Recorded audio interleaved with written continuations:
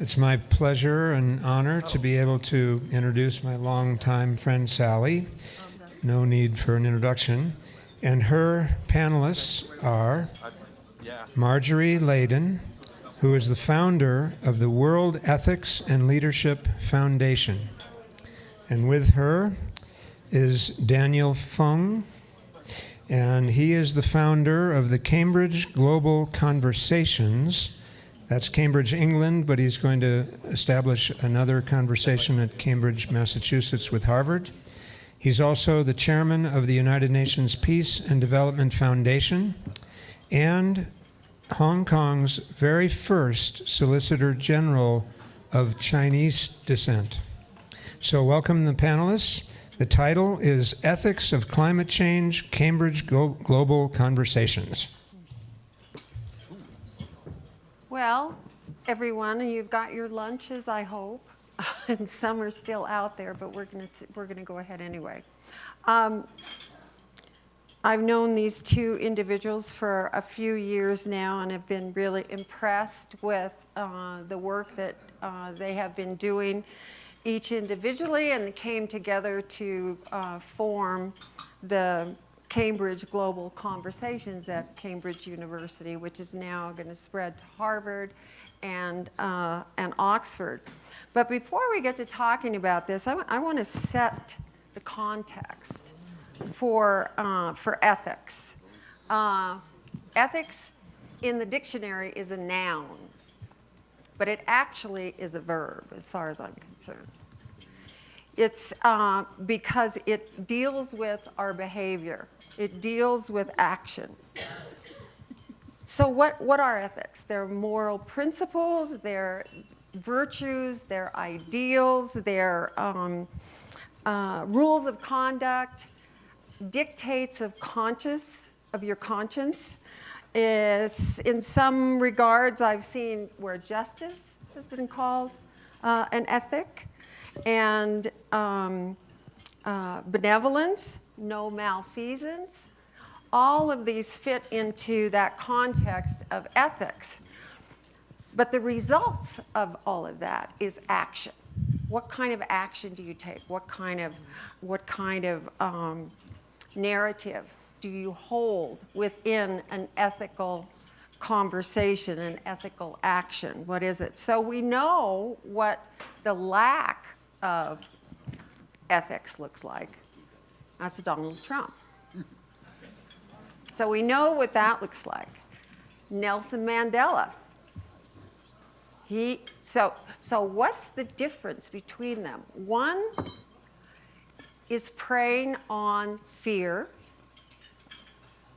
and the worst aspects of human behavior. The other one was working on forgiveness and love and prompting the best of human nature to be in action. So that's that in my mind is the difference. So where we get into trouble is values.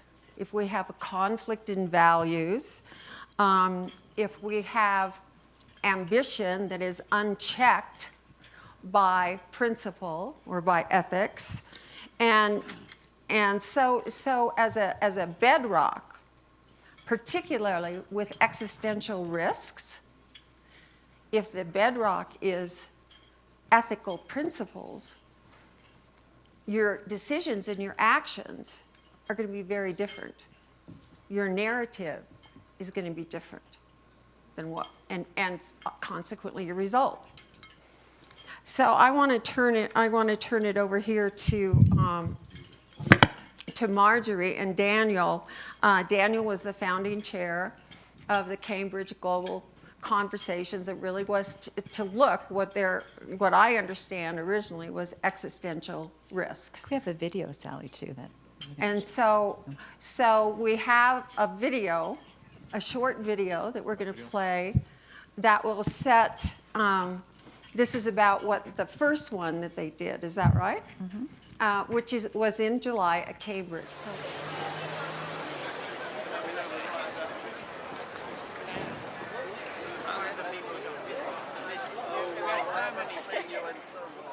They didn't end slavery because it was suddenly cheaper to work without slaves. They ended slavery because they knew it was wrong, it had to end, and then they looked at ways to rebuild the economy so it wasn't based on human suffering and exploitation.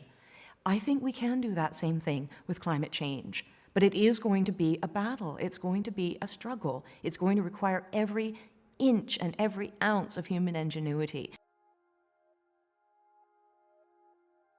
Humans have been getting more and more powerful over the years, and very recently we've reached a point where we're so powerful that we will smash the whole world up, and are smashing the whole world up. Not just if we do really stupid things like have a nuclear war, but if we're not incredibly careful. So suddenly, really recently, like right now, we've reached a moment in which we need to radically change the quality of our stewardship. Ethical values are right at the heart of what the issue is, to such an extent that if we try to define the problem in other ways, in purely scientific or political terms, for example, we're at risk of trying to solve the wrong problem. I think there's an ethical question, which is that we should accept that the environment has value in its own right. I think the need for a new ethical attitude to the non-human environment is important. The issue in America is that most people are scared about their immediate welfare. So they're scared about their healthcare, and they're scared about their job security. So I think when people are fearful, it's very hard for them to think of this esoteric thing, which is climate change. Climate change doesn't have such an immediate gut impact on your friends, on your family, and your job. So I think that is the problem right now, is conceptualizing what is this thing, climate change? What is it going to mean to me? For a long time, scientists have believed that the reason people don't engage with climate change is because they simply don't know enough, or that the science isn't strong enough. And you can't just engage with people by hitting them over the head with an even thicker report. People ultimately are motivated by their values, by stories within which they conceive themselves and their own world and their own values and identity. I think when we're trying to educate people and talk to people, it's much better not to use academic terms. I think these concepts are very simple and they're very easy to communicate. One way of approaching the whole climate change problem is not starting off with the politics or the science or the technologies, but by starting off with, by looking at the values and asking what values would enable us to deal with climate change. So the first is just that we treat all humans with equal respect and with equal value in their inherent worth as humans. The second value is to extend that respect to all other species, plant and animal, so that we respect them not just as servants of humanity, but as beings in their own right and part of our ecosystem. And the third value is to get much sharper and more insistent on respecting truth and more critically capable of understanding when we're getting the truth and when we're not. People are going to be motivated to make change because something speaks to their sense of who they are, their sense of personal and collective identity pride. And we can show them that climate change is a threat to their identity and the things that they care about. For every group, that's going to be something somewhat different. So if you're speaking to a left-wing environmentalists, it's a very different set of values and identity than if you're speaking to, say, conservative evangelicals. But to move forward, both have to be engaged in terms of their own values, but recognizing that the values and identity are going to be different in each case. You know, we all have those experiences where we're outside and it's a beautiful summer day, you know, the things you reflect back on in your childhood. And we have to communicate that this is what we're trying to protect. That feeling that you had of being outside and probably being with your family and having a wonderful time, that may not be possible for your kids, or already isn't possible for many people around the world due to the impacts of climate change. You know, we have to target it to people's everyday lives so that they know how it's impacting them. Time is no longer on our side, and what we do, what we begin doing, and what we continue doing over the next 10 years will probably determine the future of humanity over the next 10,000. We have to look for action from governments, from mayors, from NGOs, from private sector, and from individuals. We're all party to this, we're all involved. I'm one that foresees a clean future for all of us, but we're running out of time. We've really got to move quickly. We live in the age of the pregnant widow. the father is dead, the old world is gone, but the child will be born. We don't know exactly what this new world would look like, but we have a moral and ethical obligation to create an environment as conducive to the baby's survival as possible. We owe this to the next generation. We owe this to our children and our grandchildren.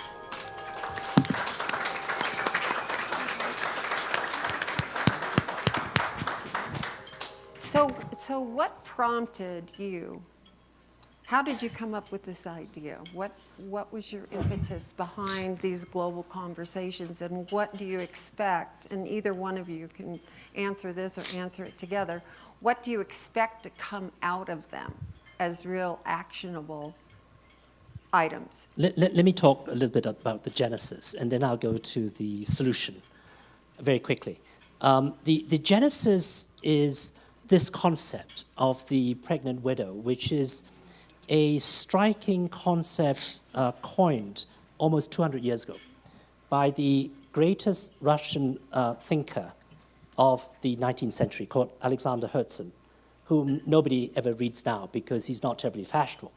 But he preceded Marx in identifying that the world that Europe found itself in after the end of the Napoleonic Wars in 1815 was the world of the pregnant widow.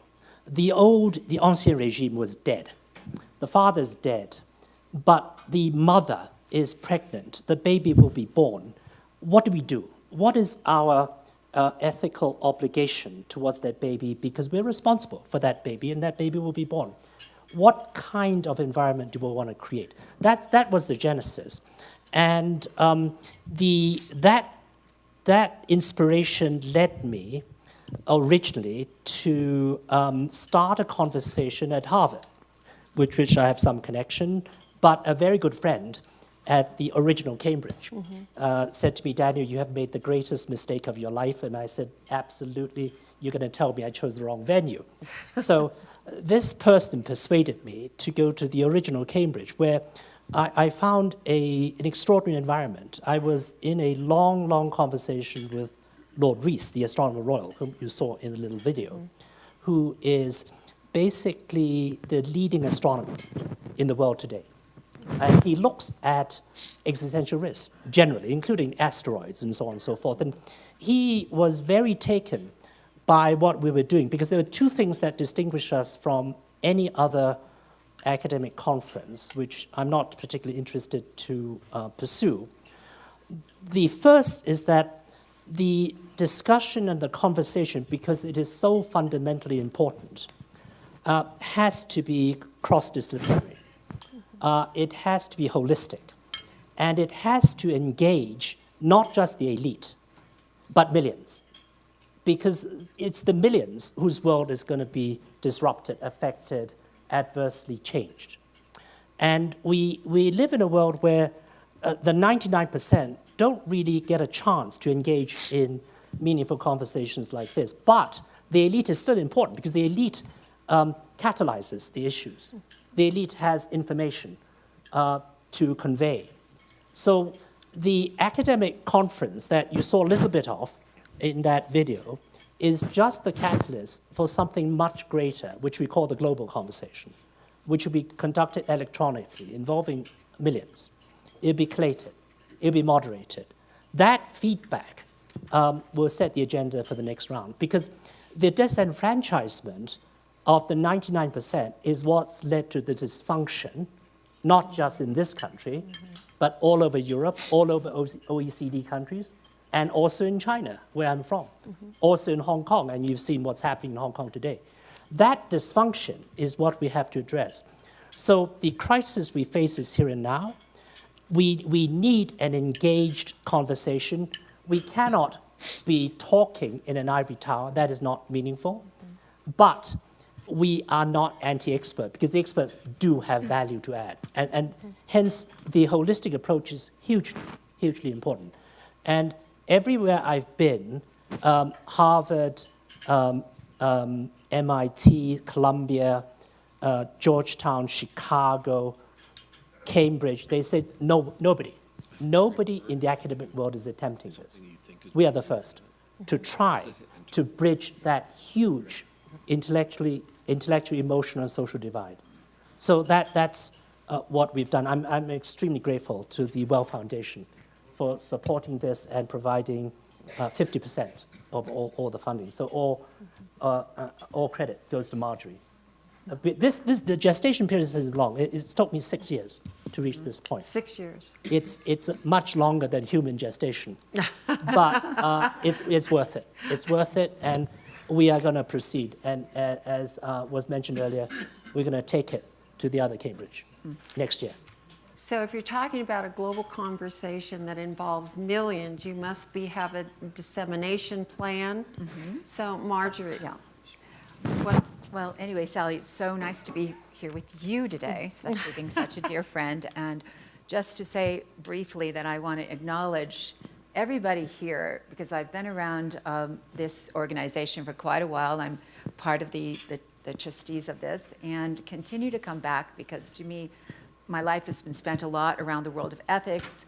I'll take you back a tiny bit for a minute, but I really feel that ethics also, in addition to the other things that Sally very deftly described, so I don't need to go down that road.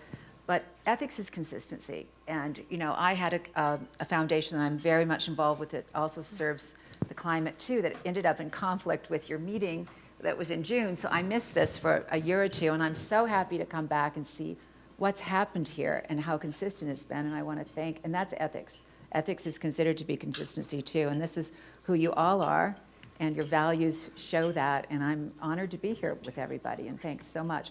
The Well Foundation was just formed off a private foundation that I was involved with out on the West Coast. We had a course at the University of California on ethics and leadership.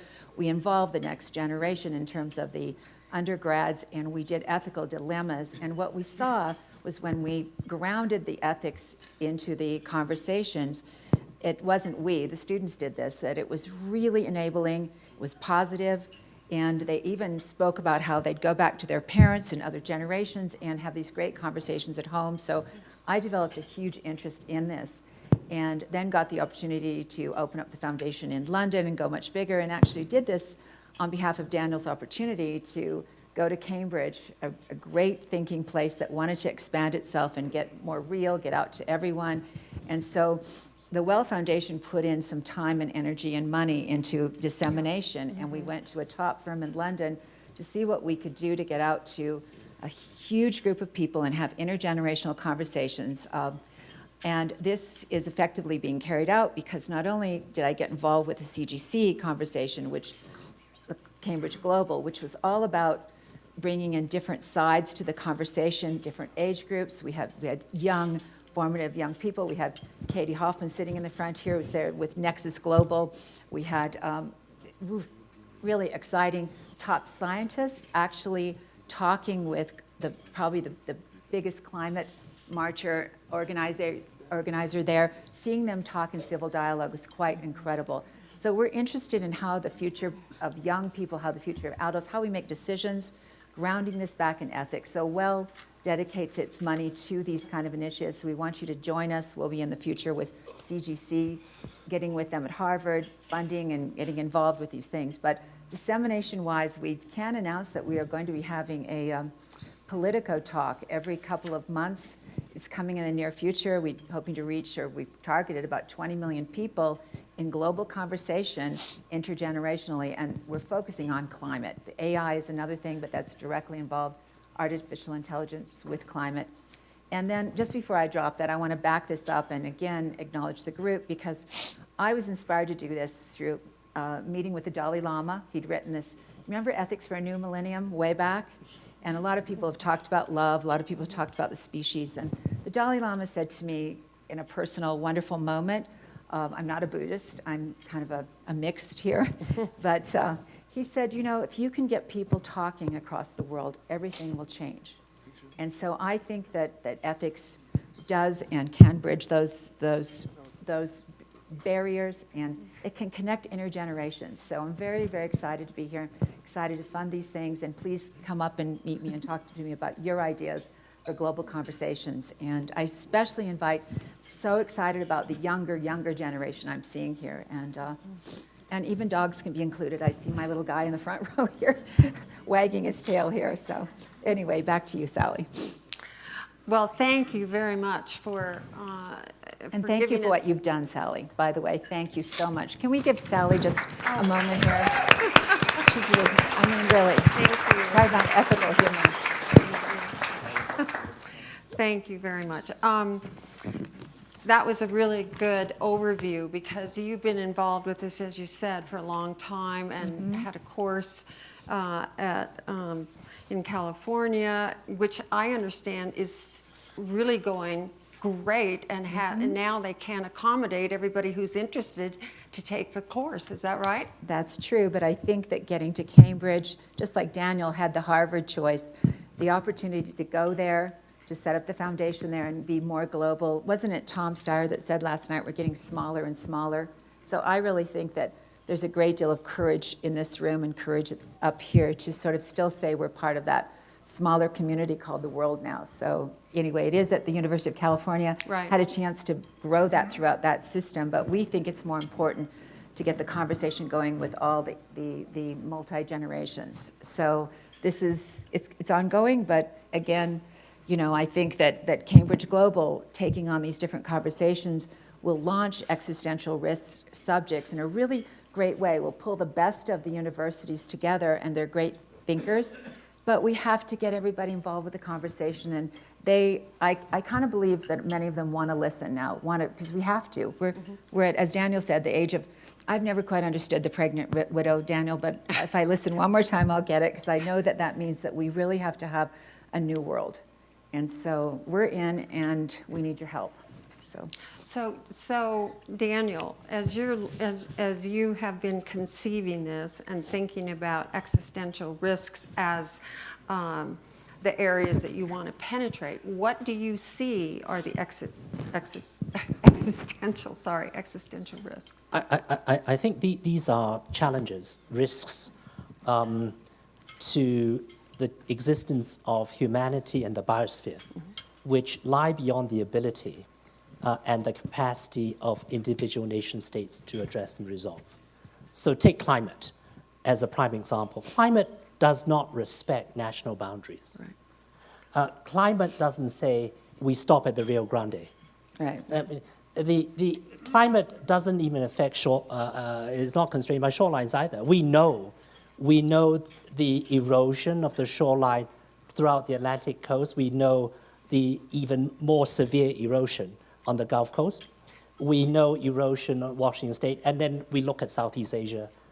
We look at places like the Maldives. They're going to disappear. Now, at the end of the day, no sovereign state, no matter how powerful, not the United States, not China, not even supranational organizations like European Union, can solve any of these problems acting on their own. What it means is that because we are all in the same boat, we live on one blue planet. There is no planet B. Therefore, we need to collaborate. We need to cooperate. We actually need to pool sovereignty. This notion of sovereignty has only been with us less than 400 years.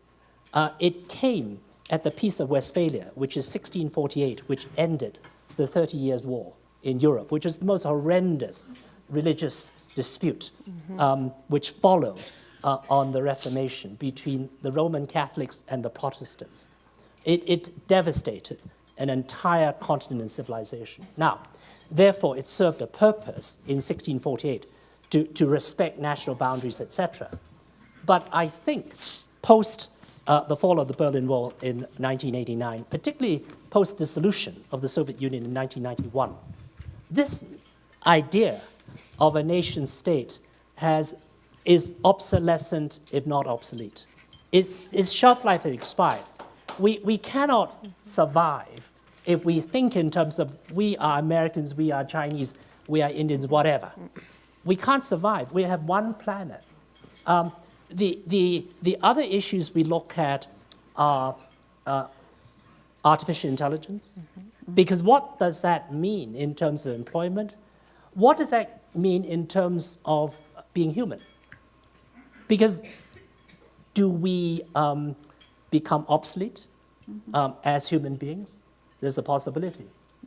What happens on pandemics? Do pandemics respect political boundaries? What happens when we talk about resource scarcity and food scarcity and water scarcity, as we're seeing in India today? Does that respect national boundaries?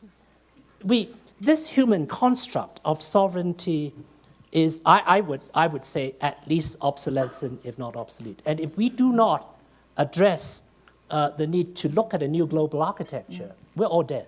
And Daniel, and Daniel, what I heard from you saying this about the need for the new global architecture is I took away some things from the Cambridge Global, which again, what was so interesting is watching very, very, very different points of view get along and talk. I mean, he had a scientist there, I'm sure all of us would just gasp, who was tops in seeding the space to bring down the climate, which is very terrifying to most of us, able to talk with the young crowd, climate marching, the people who believed in planting trees. I mean, we had a conversation. It was going on. But I want to read from your climate ethicist that was there from the climate ethicist, and he said the main issue of climate ethics here is that the nature of the climate, the dominant discourse of the nature of climate threat are scientific and economic, but the deepest challenge is ethical. And he said the main areas of climate ethics are the power that we have over the future generations.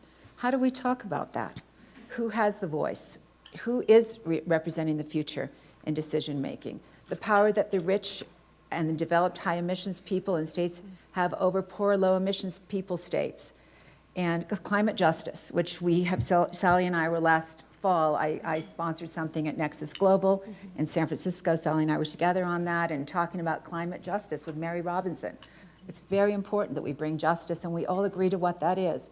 The power that humanity has over non-human lives, the new ethics of the biosphere. And then lastly, he's listed the lack of robust institutions and strong theoretical grounding among all peoples at all levels and generations that makes it easy for us to be morally wrong, or perhaps easy for us to be morally together if we have this. So this is what I think we're speaking of, Daniel, is getting this renewed.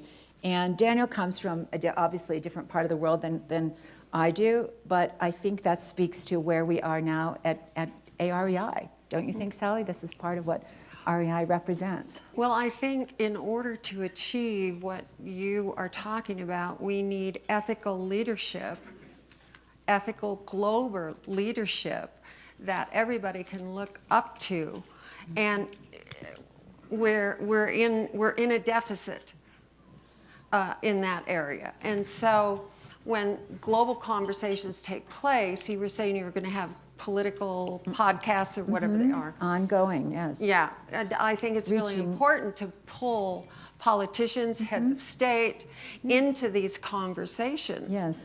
The other thing is that action on climate change, on AI, on nuclear war, any of these things, and the 5G now is a new, I would say, close to an existential risk, because hundreds of satellites are being put up. Yeah. This is so you can download more information on your computer, but the EMFs that are going to result from all of this and the antennas that are going to be in neighborhoods are very risky to human health and to the health of biodiversity. And this is happening without any conversation. People aren't even included in a public dialogue. So, and that's happening in the United States, and there are several countries that have banned it. So when you look at existential risks, you know, there's the catastrophic, like the asteroid that you were talking about, that we have nothing, we can't control that. And then there's all these other things that we can control. And ethics is really the bottom line on that, in making those decisions. So we only have a few minutes left, or a minute left. So Daniel, what would you leave with everybody here about the conversations and what your trajectory is for what you would consider success of these conversations? I think ethics, which is hugely important and fundamental to the entire process, begins with the individual. And it begins with individual conduct and individual behavior. And that I speak to the tradition I come from, because if there's one principle or concept that defines 5,000 years of Chinese civilization, is ethics. Because China has been beat over the head 1,000, 10,000 times that we don't have the rule of law. But in China, the idea is if you have to resort to law, which is both carrots and sticks to enforce behavior, it's a failure of a civilization. The acme of civilization is to lead by example. And the example you give is, first of all, within the family, how you treat your parents, how you treat your wife or your husband, how you treat your children, and how children treat their parents. Beyond that, there's the wider community, and then it disseminates to the entire country or civilization. That type of behavior begins individually inside. Each one of us has to change. If all we talk about is, I'm going to invest in this particular field because it's going to make me more money, that's not the entire answer. That's not the entire answer. I think we have to go deep inside ourselves. And that's the thought I would like to leave everybody in this room with. Okay, well, we're out of time. And I think this is a really crucial conversation to, to what we're trying to deal with. And existential risks really demand collaboration at a global level that humanity has never had to participate in before. And this is Sheldon. Sheldon has done a lot of ethics talks. I'm telling you, he deserves his chips. And he's been to four our days, I think, and right. Anyway, so. And the inaugural CGC. And the inaugural CGC. At Cambridge. Not on my lap, though, Dad. Please thank our panelists for their work. Thank you.